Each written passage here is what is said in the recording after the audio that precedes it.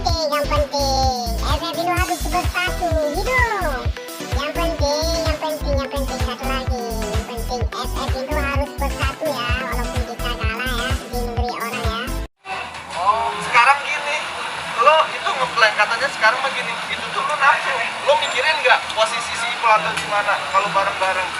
Lo mau main maju aja sendiri makanya lo mau tutup nafsu. Tadi katanya lo minta bukti yang itu. Nah sekarang lo ngomong seenaknya, tidak ngomong gini. Lo belum punya gua nggak? Laki nggak kalau kayak sama Stri dia punya impian yang bagus. Gue tuh pusing dari kemarin gitu doang. BBM gue naik tuh gara-gara dia. Itu ngomong sama gue juara. Gue begini lah. Lu tuh yang bener jadi orang.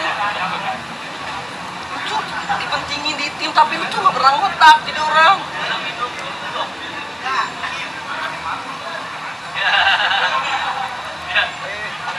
ini ya dari tim juga yang lain nih ya.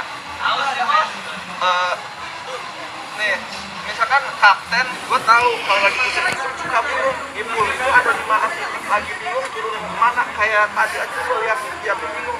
Seharusnya lu pada tuh turunin ego lu, turun tempat hilangin kapten lu, turun tempat sepi. Gak usah lu ngomong gitu bang, gak usah ngurusin ego lu, pepet, kasih tahu. Gue ngikut dia.